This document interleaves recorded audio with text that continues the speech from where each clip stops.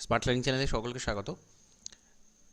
আজকে আমরা সুপ্রিম কোর্টের যে রায়টা জানতে পেরেছি সেখান থেকে কিছু বিষয় উঠে আসছে যে আগামী কয়েক মাসের মধ্যে স্কুল সার্ভিস কমিশনকে পরীক্ষা নিতেই হচ্ছে এবং একটা ফ্রেশ রিক্রুটমেন্ট প্রসেস শুরু করতে হচ্ছে, যেটা সম্পূর্ণ করতেই হবে 31শে ডিসেম্বরের মধ্যে। অর্থাৎ একটা পরীক্ষা নিয়ে তার ইন্টারভিউ নিয়ে পুরো রিক্রুটমেন্ট প্রসেসটা, ইন্টারভিউতেই কিন্তু শেষ হচ্ছে না, পুরো রিক্রুটমেন্ট প্রসেসটা কমপ্লিট করে ফেলতে হচ্ছে 31 ডিসেম্বর 2025-এর মধ্যে। সুতরাং সেই পরীক্ষার যেটুকু সময় রয়েছে সেটা কিন্তু খুব বেশি নয়, এবং রিটেন এক্সামও যদি এই সময়ের মধ্যে রিক্রুটমেন্ট করতে হয় তাহলে আগস্ট সেপ্টেম্বরের পরে হওয়ার কথা নয়। তো নোটিশ এলে আমরা একেবারে স্পষ্ট জানতে পারবো বা ডেটটা জানতে পারবো কোন সময়ে এটা হতে পারে। তো আমাদের লক্ষ্য হবে মোটামুটি আগস্ট সেপ্টেম্বরকে ধরে সিলেবাসটা কভার করা, 9, 10, 11, 12 দুটো সিলেবাসই কভার করা। থিওরি পোর্শন যেখানে যেটুকু আছে, নতুন করে গেজেট আসবে সব কিছু, কিন্তু এখানে সিলেবাস চেঞ্জ হওয়ার সম্ভাবনা প্রায় নেই, কারণ পুরাতনরা যেহেতু পরীক্ষাতে বসছেন সেখানে একটা তাদের প্রতি সুবিচারের কিছু ব্যাপার থাকবে। সুতরাং সিলেবাস চেঞ্জ বা কোনো কিছু পরিবর্তন এখানে হওয়ার সম্ভাবনা কিন্তু প্রায় নেই, বা যদি কম বেশি একটু পরিবর্তন হয় সেক্ষেত্রে জিওগ্রাফি সিলেবাসে কিন্তু খুব বেশি ওলটপালট হবে না, 90%, 95% এরকম হতে পারে, সেটা আমাদের ধরার প্রয়োজন নেই। সুতরাং আমরা আমাদের হাতে যে এসএসসির সিলেবাস রয়েছে 9, 10, 11, 12-এর ওভারঅল সিলেবাস, সেটা ধরে আমরা পড়াশোনা শুরু করব, সেটা ধরেই এগোবো।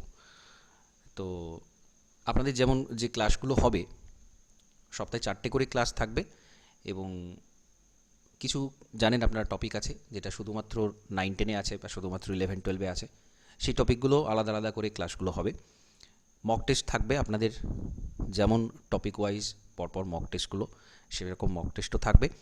তো যেহেতু একটা পুরো দিক নির্দেশ পাওয়া গেল, এতদিন পর্যন্ত পরিষ্কার বোঝা যাচ্ছিল না, বিভিন্নজন বিভিন্ন রকম বলছিল যে পরীক্ষা এই মুহূর্তে হতে পারে বা কতদিনে হতে পারে, কতদিনে নেওয়া সম্ভব নয়, এইসব জল্পনা চলছিল।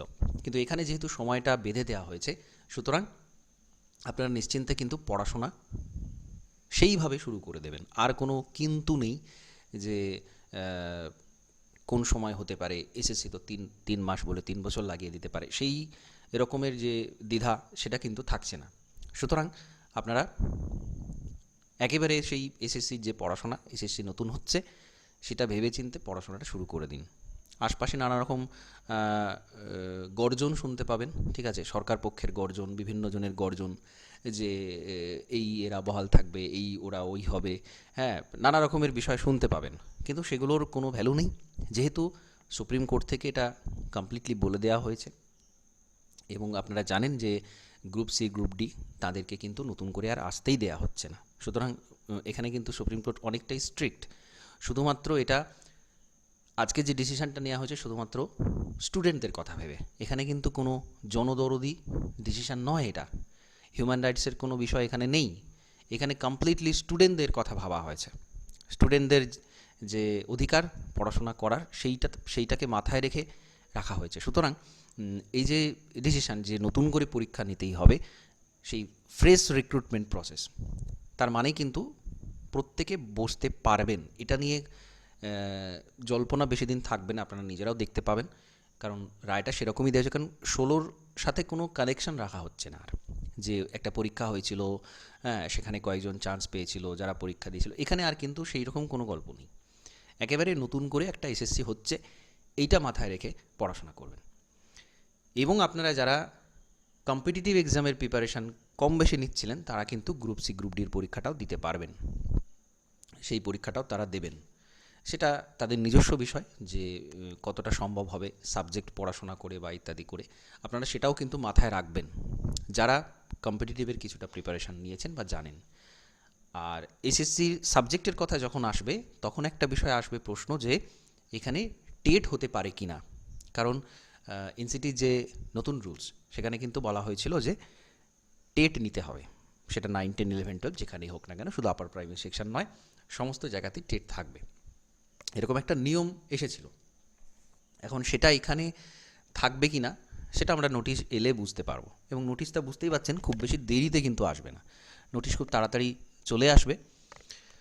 সুতরাং আপনারা আপাতত সাবজেক্টটা খুব ভালো করে পড়া শুরু করুন, কারণ সাবজেক্ট তো সাবজেক্টই, সেটা থাকবেই।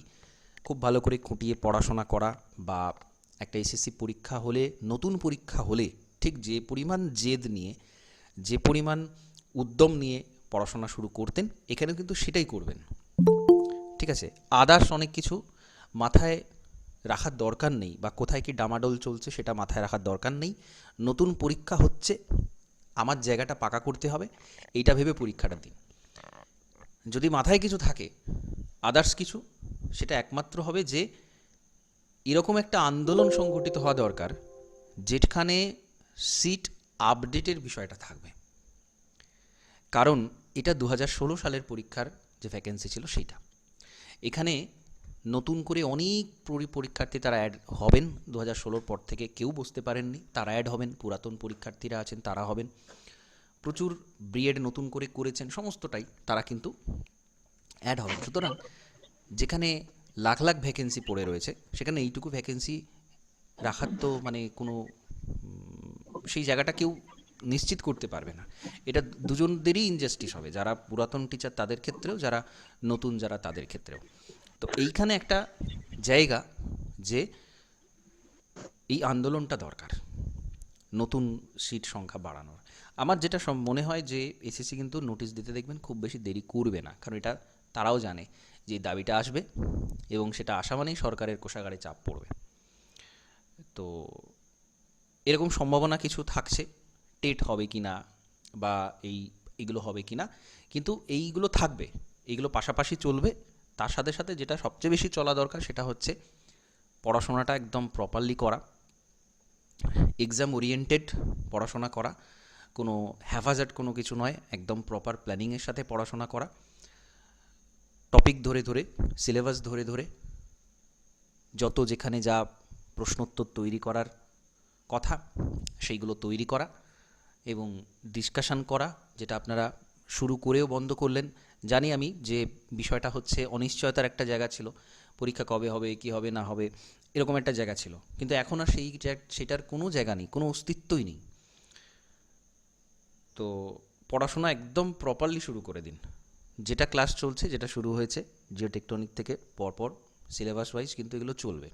মানে এটা চলছে মানে শুধু জিওটেকটনিকটা এখন শেষ করে পরে এগুলো চলবে এরকম নয়, কারণ হচ্ছে সব টপিকই কম বেশি কিন্তু একসাথে চালাতে হবে, যাতে করে কোনোটা খামতি না হয়। আমি জিওটেকটনিক এখন কভার করে দিলাম, আবার সেটা অনেক দিন পরে ফিরে আসবো, এই জায়গাটা যেন না হয়।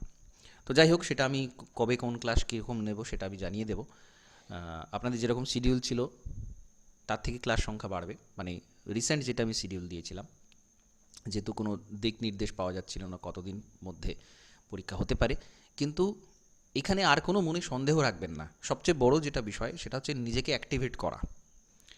যে এতদিন পড়াশোনার সাথে হয়তো সেই রকম সম্পর্ক ছিল না, বা ততটা উদ্যম নিয়ে পড়াশোনার তো জায়গা ছিল না, কারণ কবে পরীক্ষা হবে কী হবে সেটা নিয়ে কোনো গ্যারেন্টি কেউ দিতে পারছিল না, এসএসসি চেয়ারম্যানও দিতে পারবে না।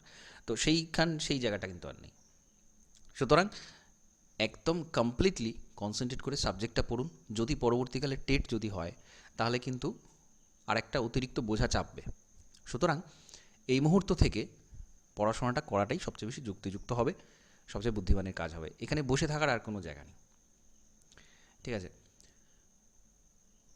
আপনাদের কারো কিছু মনে থাকলে, বলার থাকলে বলতে পারেন, তারপর আমি টপিকটা শুরু করব। স্যার বলছিলাম ওই এক্সাম গুলো গুগল ফর্মে নিলেই ভালো হতো পরীক্ষার আগে আগে, তখন হয়তো ওই মার্কশিটে দিলাম, ঠিক দেখুন আছে, এখন গুগল দেখুন ফর্ম কথা দিলে ভালো হচ্ছে হতো। কথা হচ্ছে মক টেস্টটা ঠিক পরীক্ষা যেমন হবে সেইভাবে মক টেস্টটা দিতে হবে। ঠিক আছে, আমি এরকম অনেককে জানি যারা পরীক্ষা দিচ্ছেন, জানেন কোশ্চেনের উত্তর, কিন্তু সঠিক জায়গায় গোল করে আসতে পারলেন না সময়ের মধ্যে, সময়টাতে তিনি সম্পূর্ণভাবে কাজে লাগাতে পারলেন না, বা একটা স্ট্র্যাটেজি থাকবে দেখবেন, মানে সলভ করার অনেকের অনেক রকম স্ট্র্যাটেজি থাকে। কেউ কেউ ঠিক করে যে আমি আগে কোয়েশ্চেন আনসারগুলো নিজে করে নেব কোয়েশ্চেন পেপারের ওপরে, তারপরে গোল করে আসব। কেউ কেউ করার সাথে সাথে করে, কেউ কেউ করে আধ ঘন্টা কমপ্লিট হলো তারপরে করে, এরকম নানা জনের নানা রকমের টার্গেট থাকে। তো সেইটা পরীক্ষার হলে বসে ঠিক করার থেকে আগে সেইগুলোকে করার কারণ হচ্ছে এটাতে অনেক সময় যায়, গোল করাতেও অনেক সময় যায়, অনেকে সিলি মিস্টেক হয়ে যায় একটা জায়গায় অন্যটা করে। তো মক টেস্ট দেওয়ার উদ্দেশ্য হচ্ছে প্রপার এক্সাম হলে যে সিচুয়েশানটা তৈরি হয়, এখানে একটা সাইকোলজিক্যাল ব্যাপার আছে। আপনি যখন নিজে সেই ওয়েমারটা ফিল আপ করছেন, তার সাথে পরীক্ষার হলে যদি সেম জিনিস করেন, বারবার সেই প্র্যাকটিসটা থাকলে সেটা কিন্তু একটা মনোবৈজ্ঞানিক এফেক্ট হয় তার উপর। ঠিক আছে, সুতরাং পরীক্ষাটা যেমন হবে এখানেও সেইভাবে প্র্যাকটিস করতে হবে। কয়েকটা তো স্যার বুঝতে কোয়েশ্চেন পেরেছি, কিন্তু না। কিন্তু হ্যাঁ, বলুন। কিন্তু যদি কি বলেন তিনি গুগল ফর্মে হয়, যদি 1 2 মানে এরকম র্যাঙ্ক সিস্টেম আপনি হোয়াটসঅ্যাপে দিয়ে দিন, তাহলে কি বলেন দেখুন তিনি আমাদেরও আমি দেখে বলি মনে হবে সিস্টেমটা, যে বলি এর থেকে সিস্টেমটা একজন বলি দেখুন। ভালো হ্যাঁ, হবে। আমি বলি সিস্টেমটা। দেখুন, প্রথম কথা আমি যেটা বললাম বুঝতে পেরেছেন নিশ্চয়ই, যে পরীক্ষা যে ফরম্যাটে যেমন হবে, ঠিক আছে, আপনাকে খাতার মধ্যে ফিল আপ করতে হবে ওয়েমারের মধ্যে, সেটাই সবথেকে বেস্ট পলিসি। এবার যেটা আমি আগে করিয়েছি, যেটা এখনও হবে, সেটা হচ্ছে যারা পরীক্ষা দিলেন তারা তাদের মার্কসটা জানিয়ে দিলেন যে আমি এত পেয়েছি, তাহলে নিজের পজিশনটা নিজে বুঝতে পেরে যাবেন। ঠিক আছে, এবং এইটাতে কোনো লজ্জা কিছু ব্যাপার নেই যে আমি এত কম পেলাম, আমি এত বেশি পেলাম, ওখানে দিয়ে দিলেন, ওখান থেকে বুঝতে পেরে গেলেন যে হ্যাঁ ঠিক আছে এত। আর একটা জিনিস হচ্ছে আপনাদের নিজেদের মধ্যেও ইন্টারেকশনটা দরকার আছে। ধরুন আপনাদের যেটা ডিসকাশন করার কথা আমি আগের দিন বলেছিলাম, যে গ্রুপ স্টাডি করবেন, প্রত্যেক দিন প্রি ডিসাইডেড টপিক থাকবে, সেই টপিকে এসে আলোচনা করলেন। এর থেকে ভালো পড়াশোনার মিডিয়াম আর হয় না, সত্যি সত্যি হয় না। নিজের পড়াশোনা বলুন, চর্চা বলুন, মনে রাখার বিষয় বলুন, নানান দিকে নানা রকম সুবিধা আছে, বা পড়াশোনার আগ্রহ বাড়া। তো এইগুলো যখন করবেন, নিজেরা ইন্টারাকশন করবেন নিজেদের মধ্যে, তখন আর ওই সংকোচটা থাকবে না যে আমি এত পেলাম, আমি এটা বলবো বা এরকম কিছু। সেই জিনিসটা নিয়ে এলে দেখবেন ওটা অটোমেটিক্যালি হয়ে যাবে। ঠিক আছে, সুতরাং ওই জায়গাটাতে অসুবিধার কিছু নেই। ওএমআর সিটেই পরীক্ষা দিন, ওএমআর সিটেই পরীক্ষা হবে, ওএমআর সিটেই দিন। এটা নিয়ে কোনো রকম মানে অন্য কোনো মাধ্যমে যাওয়ার প্রয়োজন নেই। বা ধরুন যেরকম রেলের এক্সাম হয়, হ্যাঁ, এটা ক্লিক করে দিলাম বা করে দিলাম, এই প্রসেসে আমি আগে পরীক্ষা নিয়েছি, ওয়েবসাইটে আলাদা করে দেওয়া, কিন্তু ওতে খুব একটা লাভ হয় না। আর অনেক প্রয়োজন আছে, যেভাবে পরীক্ষা হবে সেভাবেই দেওয়ার প্রয়োজন আছে। ঠিক আছে, তো এইভাবে এগুলো করা হবে। আপনারা কিন্তু ডিসকাশনটা অবশ্যই করবেন। ঠিক আছে, ওভারঅল সিস্টেমটা বললাম, এর আগেও বলেছি, রিভিশন করবেন প্রত্যেক দিন, প্রত্যেক সপ্তাহে, প্রত্যেক মাসে। ঠিক আছে, রিভিশন করবেন, খাতায় লিখবেন প্রত্যেকটা টপিকের যা যা ইম্পর্ট্যান্ট নোটস আছে, জায়গা আছে, ইম্পর্ট্যান্ট ইনফরমেশান আছে বা কনসেপ্ট আছে, সেগুলো ছোটো ছোটো করে নিজের মতো করে একটু লিখে রাখবেন। কয়েকটা লাইন থাকবে সেখানে, জাস্ট, বেশি কিছু থাকবে না, কিন্তু মোস্ট ইম্পর্ট্যান্ট জায়গা যেগুলো আমি বলে দিচ্ছি বা যেগুলো বিভিন্ন জায়গায় পেয়েছেন, সেগুলো এক জায়গায় তুলে রাখবেন। ঠিক আছে, তো এই প্রসেসগুলো লাগান কাজে। পরীক্ষার আগে আরও কিছু বিষয় বলবো, সেটা এখন বলার একদমই প্রয়োজন নেই। পরীক্ষার 15 দিন, 1 সপ্তাহ 15 দিন আগে বেশ কিছু মেথডের কথা বলে দেব, যেগুলো পরীক্ষার জন্য সবচেয়ে বেশি উপযোগী। কারণ শুধুমাত্র পড়ে, শুধুমাত্র প্র্যাকটিস করে পরীক্ষাতে নিজের 100%টা দিয়ে আসা যায় না। তার জন্য আলাদা স্ট্র্যাটেজি থাকে। স্ট্র্যাটেজি সারা বছর পড়লেন, মাত্র ওই 1 2 ঘন্টা 1.5 ঘন্টার মধ্যে একটা পরীক্ষায় সব কিছু করে দিয়ে আসা, এর মধ্যে অনেক কিছু ফ্যাক্টর কাজ করে। সুতরাং সেই সবগুলো ঠিক রাখতে হবে। সেটা আমি পড়ব পরীক্ষার 15 দিন আগে, 1 সপ্তাহ আগে। কিন্তু এখন এই মুহূর্ত থেকে যা যা আপনাদের করাটা খুব বেশি আবশ্যিক, সেইগুলো আমি এখন থেকে বলবো। আর প্রত্যেকে অবশ্যই লাইভ ক্লাস করার চেষ্টা করবেন, কারণ এখানে অনেক কিছু বিষয় থাকে, কনসেন্ট্রেশন লেভেলের ব্যাপার থাকে। ঠিক আছে, আমি আরও স্পেসিফিক্যালি পড়াবো। এতদিন আপনাদের যে আলাদা ক্লাসগুলো হচ্ছিল, সেটা মূলত কনসেপচুয়াল বেসে একদম বেস থেকে তৈরি করার জন্য আমি ক্লাসগুলো সেইভাবে করাতাম। কিন্তু এখানে আমাদের সেটা তো থাকবেই, তার সাথে সাথে একদম প্রপার এমসিকিউ বেসের উপর গুরুত্ব দেয়া, যে আমাকে এই জায়গাগুলো পুরো কভার করে নিতে হবে, এখান থেকে এত সংখ্যক কোয়েশ্চেন আমাকে তৈরি করে নিতেই হবে। সেই জায়গাগুলো আমি এখানে আপনাদের এই পড়ানোর সাথে সাথে নিয়ে চলে আসবো, যাতে করে আলাদা করে আপনাদের খুব বেশি এফোর্ট না দিতে হয়। ঠিক আছে, তো আজকে টপিকটা শুরু করব। আজকে আমরা সি ফ্লোর স্প্রেডিং নিয়ে আলোচনা করব। আপনাদের জিওটেকটনিক পোর্শনটা আমি শুরু করেছিলাম, 2-3টে ক্লাস হয়েছে এর আগে। তো পরপর যে টপিকগুলো আছে, মাউন্টেন বিল্ডিং থিওরি আগের দিন করিয়েছি। তো আজকে আমরা C4 স্প্রেডিং এই অংশটা আলোচনা করব। তো সমুদ্রবক্ষের বিস্তৃতি, সমুদ্রবক্ষের বিস্তৃতি ঘটছে এবং কোন সময় আমি এই টপিকগুলো আমাদের টেকটনিকের যে পোর্শন এগুলো করানোর সময় আপনাদের কয়েকটা কথা বলি যে কোন সময় এটা হয়েছিল সেটা একটু মাথায় রাখবেন। কোয়েশ্চেন তো হবেই, ডাইরেক্ট কোয়েশ্চেন, এমসিকিউ কোয়েশ্চেন তো হবেই। হাইরার্কি দেওয়া হতে পারে, কোন কোন থিওরির পরে কোন থিওরিটা এসেছে সেটা দেওয়া হতে পারে, বা ডাইরেক্ট জিজ্ঞাসা করা হতে পারে যেটা কত সালের একটা উঠে আসা তত্ত্ব। এর সাথে অনেক কিছু বিষয় কানেক্টেড আছে, যে যত পরে একটা থিওরি এসেছে সেই থিওরিটা কিন্তু তত বেশি পরিপক্ক, তার মধ্যে খুঁত কম আছে।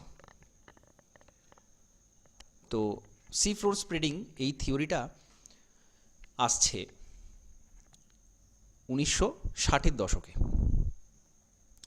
হ্যারি হেস তিনি মূলত মহাসাগরের তলদেশ নিয়ে 1950-এর দশকটা, পুরো দশকটাতেই তিনি তার গবেষণাটা চালিয়েছিলেন, ঠিক আছে।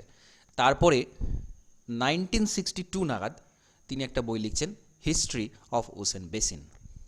হিস্ট্রি অফ ওশেন বেসিন অর্থাৎ সমুদ্রের যে খাত অঞ্চল, বেসিন অঞ্চল, তার একটা ইতিহাস। এই শিরোনামে তিনি 62-তে তার বইটা নিয়ে আসছেন, যেখানে তিনি তার এই মূল তত্ত্বটা প্রকাশ করছেন।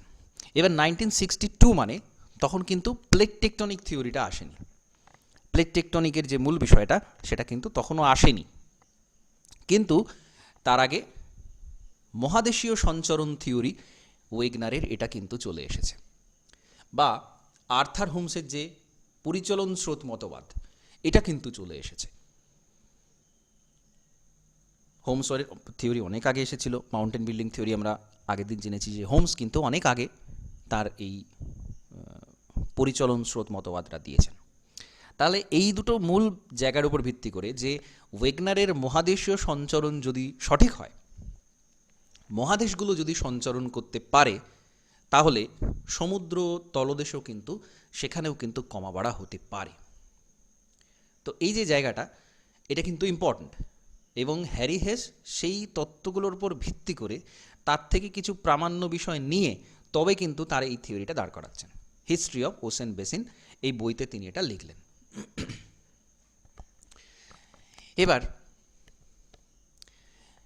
তার মতবাদটা এই দুটো থিওরি বাদ দিলেও ফ্রান্সিস বেকন তিনি আটলান্টিক মহাসাগরের সৃষ্টি এই নিয়ে অনেক কিছু লিখেছেন। ফ্রান্সিস বেকন পর্যটক ছিলেন, আরও অনেক কিছু তার ভূমিকা আছে। তো তিনি এটা লিখছেন, ভেনিং মিনেজ যিনি সামুদ্রিক খাতগুলোতে ঋণাত্মক অভিকর্ষ বিচ্যুতির কথা বলেছিলেন। এখন অভিকর্ষ বিচ্যুতি আপনাদের যেদিন ওভারঅল একটা আইডিয়া দিচ্ছিলাম যে টেকটনিকের পোর্শনের যে মূল জায়গাগুলো আছে, কনসেপ্টগুলো আছে, যে নেগেটিভ কখন হয়, গ্র্যাভিটি অ্যানোমালিটা নেগেটিভ কখন হয়, ঋণাত্মক কখন হয়। হয় শিলার ঘনত্ব কম থাকে, সেই জন্যে নেগেটিভ দেখতে পাওয়া যায়। তো এখানে মূলত সামুদ্রিক খাত অঞ্চলে ঋণাত্মক অভিকর্ষ বিচ্যুতি দেখা যাচ্ছে। তাহলে খাতগুলোতে কেন এটা দেখা যাচ্ছে? সামুদ্রিক অঞ্চল মানে সেটা তো যথেষ্ট ভারী শিলা, তাহলে সেখানে নেগেটিভ কেন দেখা যাবে? তো এই সব বিষয়গুলো, যে তাহলে সেখানে অন্তর্ধান হচ্ছে বা এরকম কিছু একটা বিষয়, বা গলে যাওয়ার একটা ব্যাপার থাকছে। তো এই সব ধারণাগুলো থেকে হ্যারি হেস তার মতবাদটা দিয়েছিলেন। এবার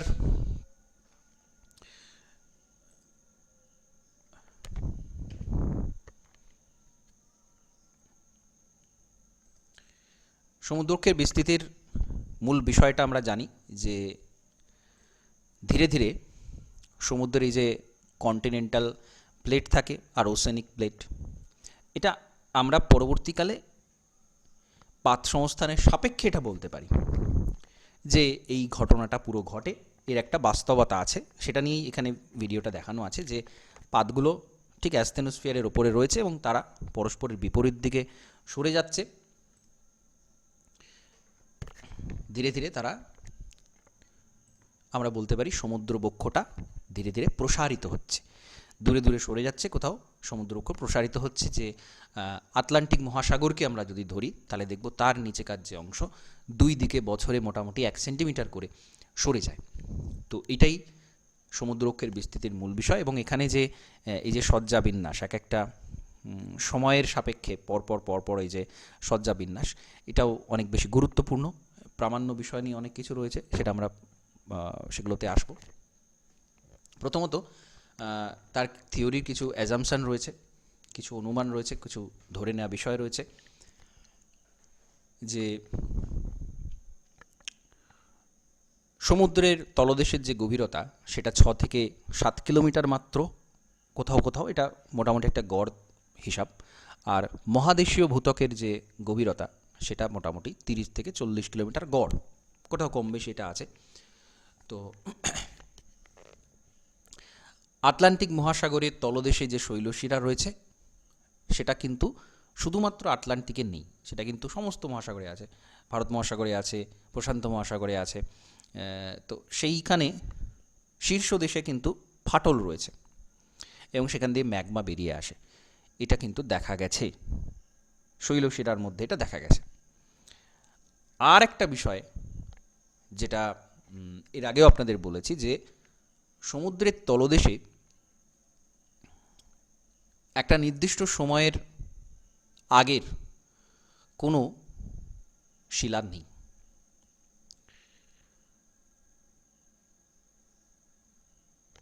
মোটামুটি 18 কোটি বছর আগের যে শিলা, সেটা সমুদ্রের নিচে পাওয়া যায় না। পৃথিবীর বয়স 360 কোটি। তো এটা তো হওয়ার কথাই নয় যে 18 কোটি বছর মাত্র পুরাতন শিলাগুলো, তার থেকে পুরাতন শিলা নেই, এটা হওয়ার কথা নয়, কিন্তু এরকম দেখা যাচ্ছে। তো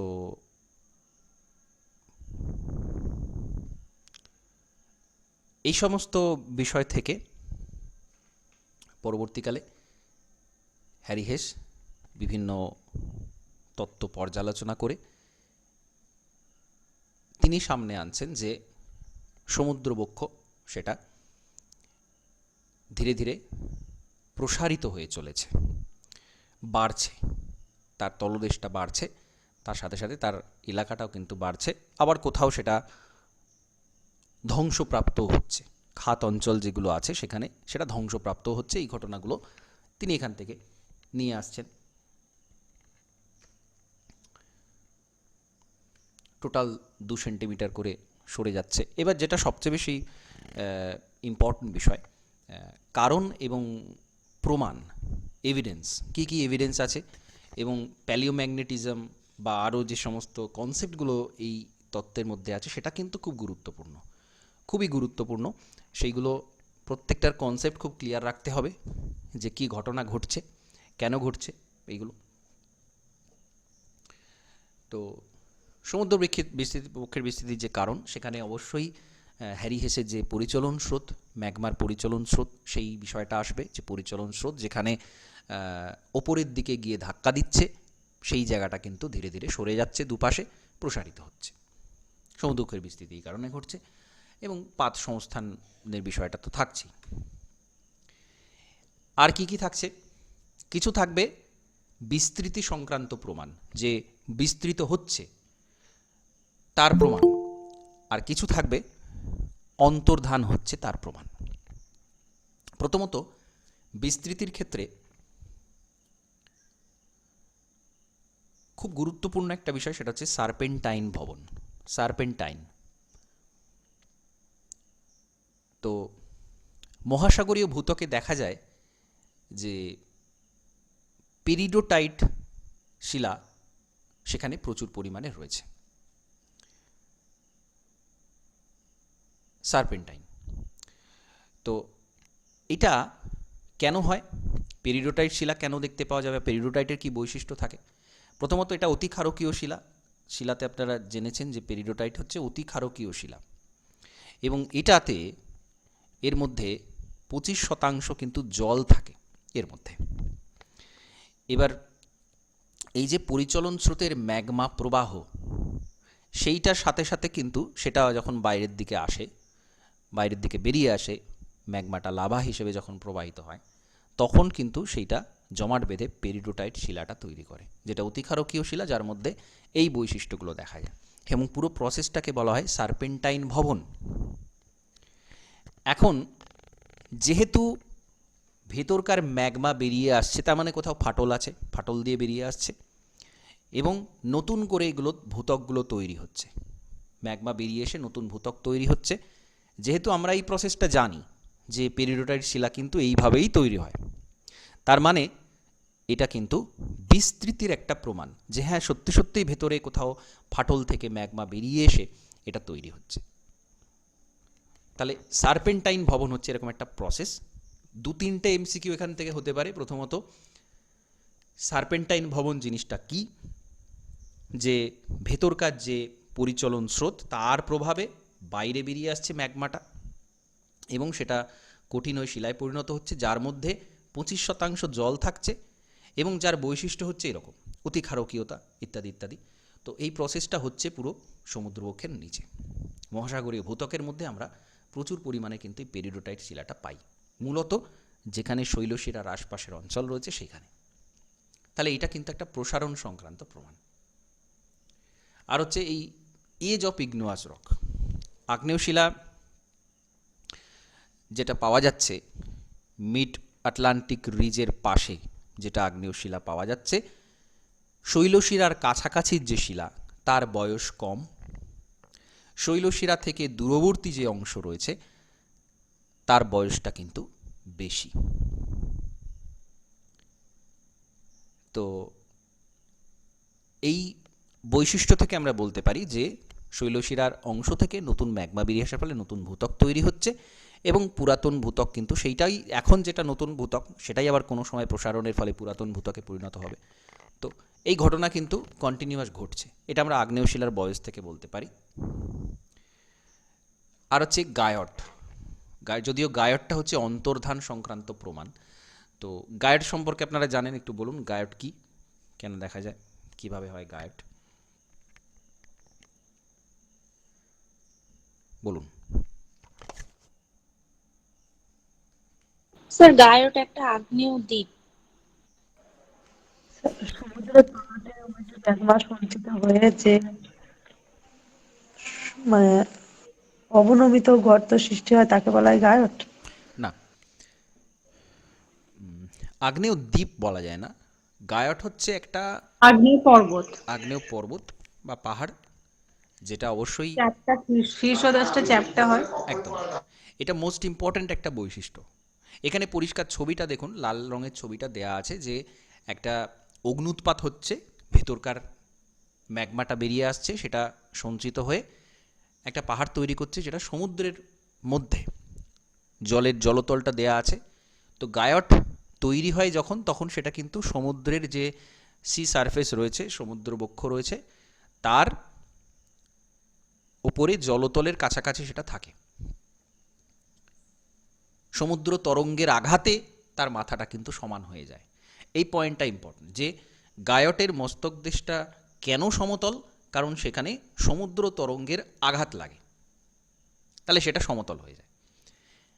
এখন তাহলে গায়টকে আমরা কোথায় পাবো না, সমুদ্র সমতলের কাছাকাছি পাবো, সমুদ্রের উপকূলের ধারে হোক বা যেখানে ম্যাগমা বেরিয়ে এসে গায়ট তৈরি করেছিল, সমুদ্রের যে জলতল সেই জলতলের কাছাকাছি গায়টকে পাওয়ার কথা। কিন্তু বিভিন্ন পরীক্ষাতে দেখা গেছে যে গায়টগুলো কোথায় রয়েছে না, সমুদ্র খাতের অনেক গভীরে গায়ট রয়েছে, অর্থাৎ অনেক নিচে, সমুদ্রের অনেক নিচের দিকে রয়েছে, যেখানে খাত রয়েছে সেখানে রয়েছে গায়ট। তাহলে সেখানে কি করে গায়ট যেতে পারে? গায়টের মাথাটা সমান হয়েছে সমুদ্রের তরঙ্গের আঘাতে, সুতরাং গায়ট তো নিচে গভীরে থাকতেই পারে না, সেটা সমুদ্রের একদম উপকূলের কাছাকাছি বা জলতলের কাছাকাছি থাকার কথা। তার মানে কি, কোনো একটা সময় সেটা জলতলের কাছাকাছি ছিল, কিন্তু পরে যেহেতু অন্তর্ধান হচ্ছে, অর্থাৎ কোনো একটা সামুদ্রিক ভূত্বক খাতের নিচে তলিয়ে যাচ্ছে, সে গায়টগুলো কিন্তু তার সাথে সাথে নিচের দিকে নেমেছে, অর্থাৎ কোথাও ভূত্বকটা, সামুদ্রিক ভূত্বক কোথাও ধ্বংস হচ্ছে, কোথাও অবনমন হচ্ছে বা অন্তর্ধান হচ্ছে। তাহলে এই গায়টের লোকেশন থেকে আমরা এটা বলতে পারি। তাহলে গায়টের ডেফিনেশনটা ইম্পর্ট্যান্ট, এবং এর যে মস্তক দেশটা সমতল হয় সেটা ইম্পর্ট্যান্ট। আর এটা একটা প্রমাণ, সমুদ্র অক্ষের বিস্তৃতি বা অন্তর্ধান বলা যেতে পারে, বা পাতের ক্ষেত্রেও আমরা সেটা বলতে পারি যে অন্তর্ধান হচ্ছে বলেই এটা কিন্তু গায়ট আসছে।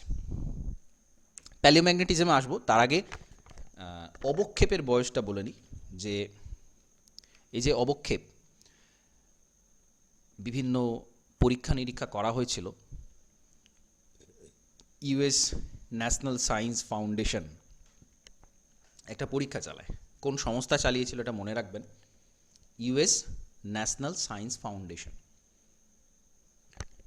এরা 1968 নাগাদ, 1968 অর্থাৎ তখন কিন্তু তথ্যটা চলে এসেছে অলরেডি।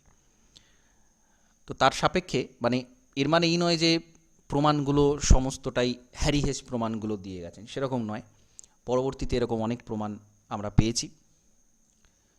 তো সেই ইউএস ন্যাশনাল সায়েন্স ফাউন্ডেশন তারা একটা পরীক্ষা চালায়, যেটা হচ্ছে joint oceanographic institution for deep earth sampling. এই প্রোগ্রামটা তারা চালায় এবং গ্লোমার চ্যালেঞ্জার জাহাজে করে তারা নমুনা সংগ্রহ করে। এখানে ছবিটা দেওয়া রয়েছে। বিভিন্ন জায়গা থেকে, সমুদ্রের তলদেশ থেকে নমুনা সংগ্রহ করা হয়। আটলান্টিকের মহাসাগরের অবক্ষেপ সংগ্রহ করা হয়, পরীক্ষা নিরীক্ষা করা হয়। সেখান থেকে আমরা অনেক কিছু তথ্য জানতে পারছি। প্রথমত, সামুদ্রিক শৈলশিরা অঞ্চলে শৈলশিরার নিচে 2 কিলোমিটারের মধ্যে তীব্র তাপ প্রবাহ রয়েছে, অর্থাৎ সেখানে ম্যাগমা চেম্বার আছে মাত্র 2 কিলোমিটারের মধ্যে। আমরা একটা সামুদ্রিক যে ভূত্বক, তার গভীরতা 6-7 কিলোমিটার গড়ে ধরছি, সেটা আরও অনেক গভীর হয়। কিন্তু মাত্র 2 কিলোমিটার নিচে যদি শৈলশিরার নিচে যদি তাপ প্রবাহ থাকে, তার মানে সেখানে কোথাও লাভা রয়েছে, ম্যাগমা চেম্বার রয়েছে। এবং জাহাজে দেখা যাচ্ছে শৈলশিরার সমান্তরালে ফাটল রয়েছে, কিছু পিলেজিক অবক্ষেপ সেটা এখান থেকে পাওয়া যাচ্ছে।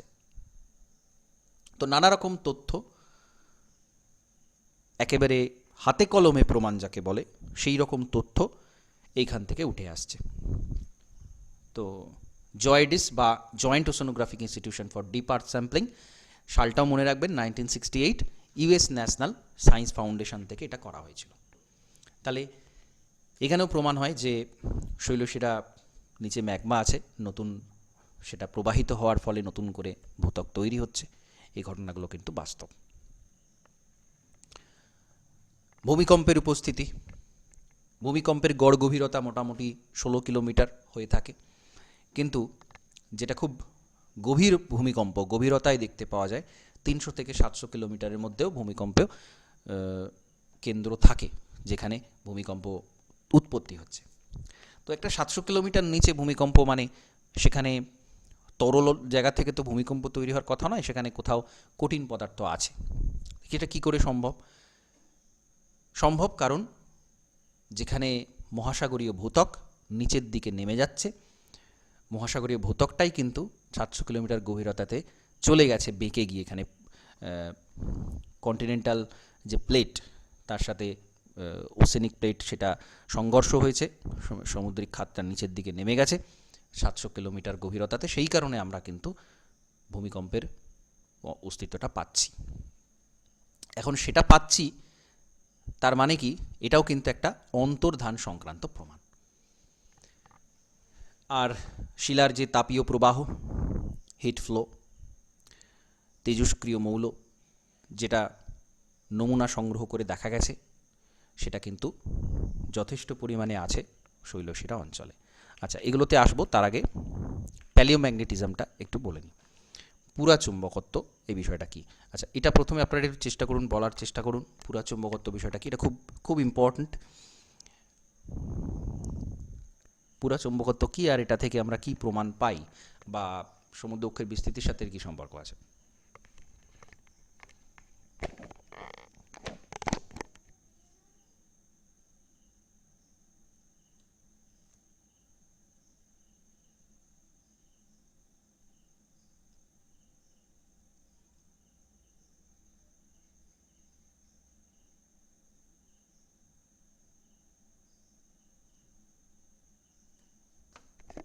হ্যালো, একটু চেষ্টা করুন বলার।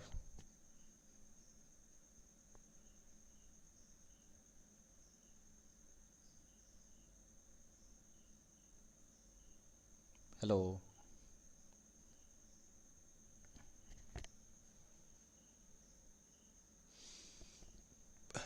দেখুন, পুরা চুম্বকত্ব, পুরা মানে হচ্ছে প্রাচীন, চুম্বকত্ব, তা চুম্বকত্ব প্রাচীন হবে কেন? চুম্বকত্ব, আধুনিক চুম্বকত্ব আর প্রাচীন চুম্বকত্ব কি জিনিস? তো আমাদের যে পৃথিবীর উত্তর মেরু দক্ষিণ মেরু আছে, আমরা জানি যে কোনো চুম্বক সে কিন্তু উত্তর দক্ষিণ অনুযায়ী তার যে দিক সে কিন্তু উত্তর দক্ষিণ অনুযায়ী করে থাকে। এখন পৃথিবীর যে মেরু, চুম্বক মেরু, পৃথিবীর তো একটা উত্তর মেরু দক্ষিণ মেরু প্রপার আছেই, সেটা তো পরিবর্তন ব্যাপার নয়। ব্যাপার হচ্ছে পৃথিবীর যে চুম্বক মেরু, পৃথিবীর চুম্বক মেরুর উত্তর দক্ষিণ, সেটা কিন্তু পুরোপুরি চেঞ্জ হয়ে যায়, পাল্টে যায়। আজকে পৃথিবীর যেখানে উত্তর দক্ষিণ চুম্বকত্ব মেরু আছে, ঠিক আছে, এটাকে ম্যাগনেটিক নর্থ বলা হয়। একটা হচ্ছে ট্রু নর্থ আর একটা হচ্ছে ম্যাগনেটিক নর্থ। ট্রু নর্থ মানে যেটা আমরা উত্তর মেরুতে গেলে এই দেখতে পাবো, দক্ষিণ মেরুতে গেলে আন্টার্কটিকাতে পৌঁছে যাব, এটা হচ্ছে ট্রু নর্থ। আর ম্যাগনেটিক নর্থ হচ্ছে পৃথিবীর চুম্বকত্ব কিন্তু উত্তর দক্ষিণ এই মেরু, এটা কিন্তু পরিবর্তন হয়, চুম্বক মেরুটা পাল্টে যায় বিভিন্ন যুগে, বিভিন্ন সময়ে এটা বিভিন্ন দিকে থাকে। তো এখান থেকে কি প্রমাণ হবে? যে ম্যাগমাটা বেরিয়ে এলো এই মুহূর্তে, তার মধ্যে যে সমস্ত লৌহবর্গীয় উপাদান আছে, সেই উপাদানগুলো চুম্বক আকর্ষণ করবে, সেগুলোকে পৃথিবীর চুম্বকত্ব তাকে আকর্ষণ করবে, এবং সেগুলো কিন্তু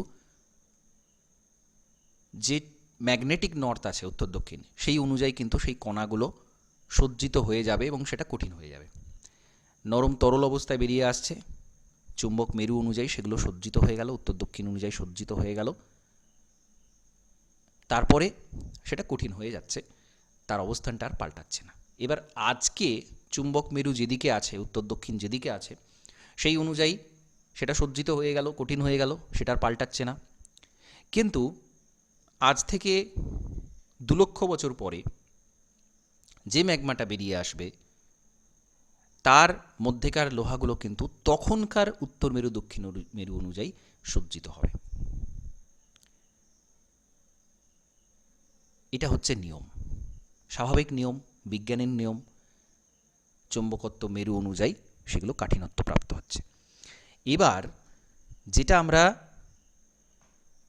সমুদ্রবক্ষের নিচে পাচ্ছি, পুরাতন শিলার মধ্যে চুম্বক মেরু কিন্তু অন্যদিকে সজ্জিত। তাহলে অনেক প্রাচীন সময়ে লাভা বেরিয়ে এসেছিল, সেটা এখন দূরে চলে গেছে সেই অংশটা।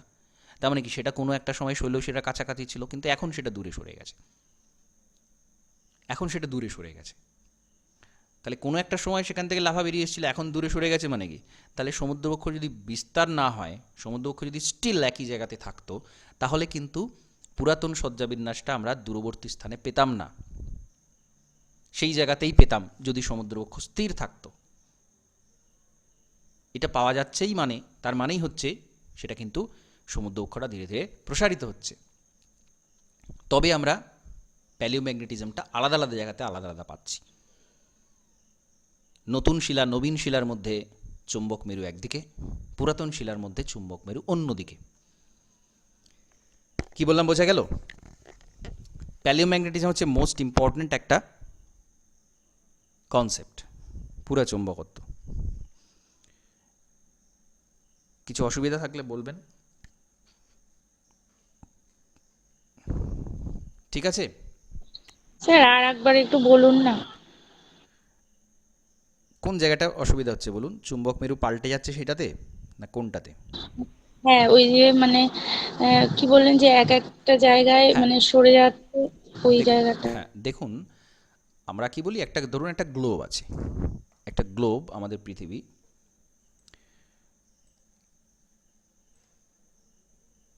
এই ধরুন গ্লোব, এর একটা উত্তর মেরু আছে এখানে গ্লোবের ওপর দিকে, আর একটা দক্ষিণ মেরু আছে নিচের দিকে। এটা হচ্ছে ট্রু নর্থ, এটা পাল্টায় না কোনো দিন। কিন্তু পৃথিবীর যে চুম্বকত্ব আছে, একটা চুম্বক, পৃথিবী তো একটা নিজের চুম্বক, পৃথিবীর যে চুম্বকত্ব আছে তার দিকটা পাল্টে যায়। আজকে ধরুন এখানে নর্থ সাউথ, পরে এখানে নর্থ এখানে সাউথ, পরে এখানে নর্থ এখানে সাউথ, এখানে নর্থ এখানে সাউথ, এরকম বিভিন্ন যুগে এটা পাল্টায়, পৃথিবীর চুম্বক মেরুটা পাল্টে যায়। এখন লাভার মধ্যে যেসব লোহাগুলো আছে, লোহা জাতীয় উপাদান আছে যেগুলো চুম্বক আকর্ষণ করে, চুম্বক পদার্থ যেগুলো আছে, সেইগুলো যখন তরল অবস্থায় বেরিয়ে আসছে, যখন জমাট বাঁধছে, ধরুন একটা কার্বনিফেরাস যুগে যে লাভাটা বেরিয়ে এসেছিল, তখনকার সময়ে যে চুম্বক মেরু সেই অনুযায়ী তার সজ্জাবিন্যাসটা ছিল, নর্থ সাউথ ডিভিশন সেই অনুযায়ী ছিল। টারশিয়ারি যুগের শুরুতে যে লাভাটা বেরিয়ে এসেছিল সেই লাভার মধ্যেকার চুম্বক পদার্থ তখনকার চুম্বক মেরু অনুযায়ী সজ্জিত হবে। কিন্তু সেটা যখন কঠিন হয়ে যাচ্ছে সেটা ফিক্সড, আর সেটা পাল্টাচ্ছে না। আবার আজকে যে লাভাটা বেরিয়ে আসছে তার মধ্যে যে চুম্বক পদার্থ সেটা কিন্তু আজকের চুম্বক মেরু অনুযায়ী সজ্জিত হবে এবং সেটা কঠিন হয়ে যাবে। আজ থেকে 1 লক্ষ বছর পরে যখন সেটা দেখা হবে তখন কিন্তু আজকের চুম্বক মেরুটা কোন দিকে ছিল সেটা আমরা বুঝতে পারব। এইটুকু বোঝা গেছে? হ্যাঁ স্যার। এবার এটাকে কি করে প্রমাণ হিসেবে ব্যবহার করা হচ্ছে? এটাকে প্রমাণ এটাই হচ্ছে যে দূরবর্তী যে শিলা, শৈলশিরা থেকে, সমুদ্রের শৈলশিরা থেকে দূরবর্তী যে শিলা, সেখানকার চুম্বক মেরুর যে সজ্জাবিন্যাস, সেখানকার যে লৌহবর্গীয় উপাদানের সজ্জাবিন্যাস, উত্তর দক্ষিণে সজ্জাবিন্যাস, সেটা আজকের থেকে আলাদা। তাহলে সেটা কোনো একটা প্রাচীন যুগে বেরিয়ে এসেছিল, সেটা বেরিয়ে এসেছিল কোথা থেকে? ওইখানে যেখানে অগ্নুৎপাত হচ্ছে, যেখানে শৈলশিরায় ফাটল আছে, সেখান থেকে বেরিয়ে এসেছিল। তাহলে সেটা তো সেই কাছাকাছি থাকার কথা, সেটা দূরে কি করে এলো? দূরে এই কারণে এসেছে যে সমুদ্র বৃক্ষটা আস্তে আস্তে বাড়ছে, প্রসারিত হচ্ছে। তাহলে এই পুরাচুম্বকত্ব থেকে প্রমাণ পাওয়া যাচ্ছে যে সমুদ্রবক্ষ কিন্তু বিস্তার ঘটছে। ঠিক আছে, এইটা হচ্ছে প্যালিওম্যাগনেটিজম। বোঝা গেল? হ্যাঁ স্যার। দেখুন এটা মনে রাখবেন,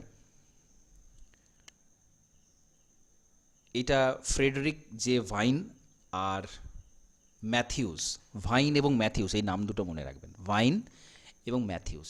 এরা 1963-তে, অর্থাৎ সমুদ্রবক্ষের বিস্তৃত তত্ত্ব আসার ঠিক পরের বছর, এই পুরাচুম্বকীয় তত্ত্বটা তারা এনেছিল। ম্যাগনেটোমিটার দিয়ে শৈলশিরার দুপাশে যে চৌম্বকীয় বলয় সেটা তারা পরীক্ষা করে এটা জানতে পারছেন যে এই এই ঘটনা ঘটছে। এখনো পর্যন্ত 200 বার পৃথিবীর চৌম্বক ক্ষেত্রের দিক পরিবর্তন ঘটেছে। ঠিক আছে, পৃথিবীর যে চৌম্বক ক্ষেত্র উত্তর দক্ষিণ, চৌম্বক ক্ষেত্র কিন্তু পৃথিবীর উত্তর মেরু দক্ষিণ মেরু ঠিক আছে, চৌম্বক ক্ষেত্র সেইটা পাল্টে যায়, নর্থ সাউথ সেই জন্য পাল্টে যায়, সজ্জাবিন্যাস পাল্টে যায় শিলাটা যখন তরল থাকছে তার ভেতরকার লোহাবর্গীয় উপাদানগুলোর উত্তর দক্ষিণে সাজা সেটা কিন্তু চেঞ্জ হয়ে যাবে, মেরু অনুযায়ী হবে, উত্তর দক্ষিণ অনুযায়ী হবে। তাহলে সেটা থেকে আমরা এটা বলতে পারছি যে সমুদ্রবক্ষের বিস্তৃতি ঘটছে। গ্র্যাভিটি অ্যানোমালির কথা আগেই বলেছি, ঋণাত্মক অভিকর্ষ বিচ্যুতি দেখা যাচ্ছে, যেখানে খাত অংশ আছে তার মানে সেখানে কিন্তু কোথাও ধ্বংসপ্রাপ্ত হচ্ছে, শুধুমাত্র প্রসারণ হচ্ছে না। তাহলে পৃথিবীর আয়তন বেড়ে যেত। যদি সমুদ্রবক্ষ শুধুমাত্র প্রসারিত হতো তাহলে ওভারঅল পৃথিবীর যে সারফেস এরিয়া সেটা বেড়ে যেত, কিন্তু সেটা তো হচ্ছে না। সেটা যদি হয় খুব সামান্য পরিবর্তন হচ্ছে, হয় না একদম নয়, হচ্ছে, কিন্তু তার পরিমাণটা কম, কারণ কোথাও না কোথাও সমুদ্রবক্ষ আবার ধ্বংসপ্রাপ্তও হচ্ছে। তো নেগেটিভ অ্যানোমালি যেখানে ধ্বংসপ্রাপ্ত হচ্ছে সেখানে দেখা যায়। আর হচ্ছে ট্রান্সফর্ম চ্যুতি, এটা একটা খুব গুরুত্বপূর্ণ প্রমাণ, এবং ট্রান্সফর্ম চ্যুতিটা খুব ইম্পর্ট্যান্ট একটা কনসেপ্ট। যে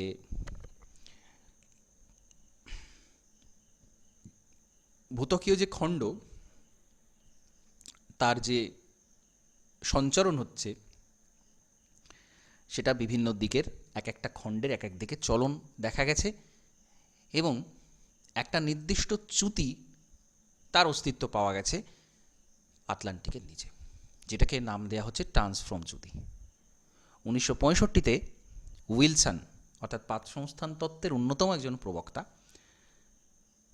তিনি নেচার পত্রিকাতে তার এই ঘটনাটা তিনি বলেন যে এই যে পাতগুলো কিন্তু চ্যুতি বরাবর একটা থেকে একটা বিচ্ছিন্ন হয়ে যাচ্ছে এবং এই যে ট্রান্সফর্ম চ্যুতি, যেটা কিনা পৃথিবীর আবর্তনের কারণে তৈরি হচ্ছে বলে মনে করা হয়। পৃথিবীর যে চৌম্বকীয় বিচ্যুতি অংশ সেগুলো চ্যুতি বরাবর সরে যাচ্ছে। এই যে খণ্ডগুলো, এটা একদিকে প্লেট এ, প্লেট বি, দুদিকে কিন্তু অন্যদিকে উল্টো দিকে সরে যাচ্ছে এবং এই যে অংশ বরাবর ঘটছে এটা হচ্ছে এক একটা ট্রান্সফর্ম চ্যুতি। চ্যুতির অর্থ ফাটল আসবে প্রথমে, তারপর তার সরণ ঘটবে যে কোনো দিকে। তো এখানে কিন্তু সেই ঘটনা ঘটছে, ফাটল এবং সরণ, এবং পৃথিবীর ঘূর্ণনের কারণে এটা তৈরি হয়েছে বলে মনে করা হয়। চ্যুতি বরাবর এবং 90 ডিগ্রি অ্যাঙ্গেলে মোটামুটি আমরা বলতে পারি সমকোণে খণ্ডগুলো সরে যাচ্ছে। এখন আটলান্টিকের নিচে যদি এই ঘটনা ঘটে, চ্যুতি বরাবর পরস্পর যদি বিপরীত দিকে সরে যায় খণ্ডগুলো, তাহলে কি সেখান থেকে ম্যাগমা বেরিয়ে আসবে? যে ঘটনা ঘটছে, নতুন ভূত্বক তৈরি হচ্ছে, তাহলে সমুদ্রবক্ষ যে বাড়ছে তার প্রমাণ কিন্তু একটা ট্রান্সফর্ম চ্যুতি।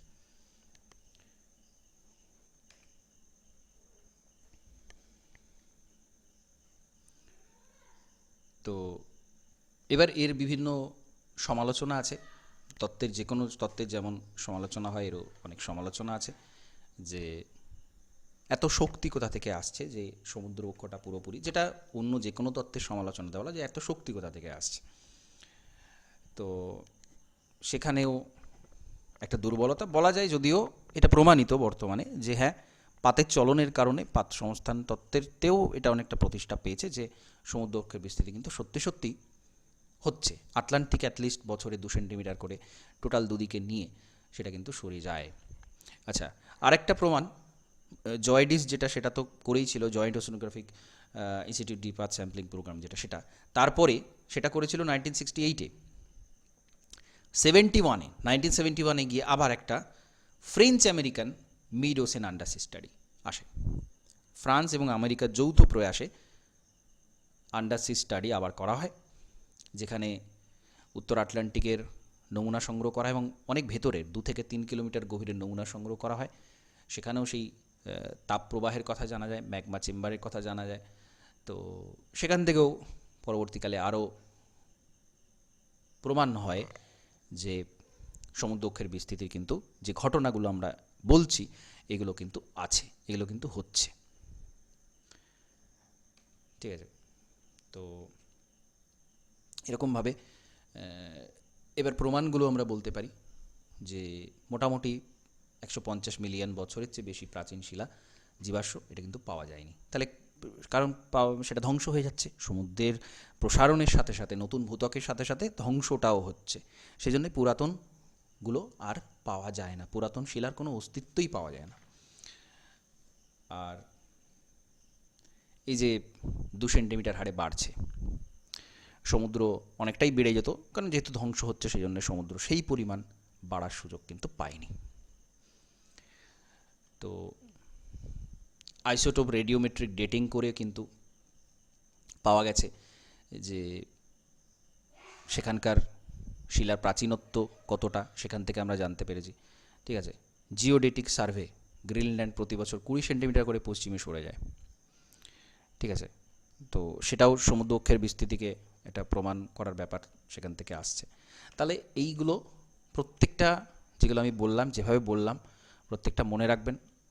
এর মধ্যে কনসেপ্টের ব্যাপার আছে অনেক, ইনফরমেশান আছে অনেক, প্রত্যেকটা ইনফরমেশান, প্রত্যেকটা কনসেপ্ট খুব ভালো করে এখান থেকে মনে রাখতে হবে। ঠিক আছে, তো কিছু প্রশ্ন থাকলে জিজ্ঞাসা করতে পারেন, বলতে পারেন।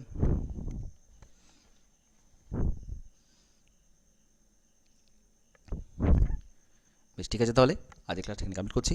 নমস্কার, ধন্যবাদ।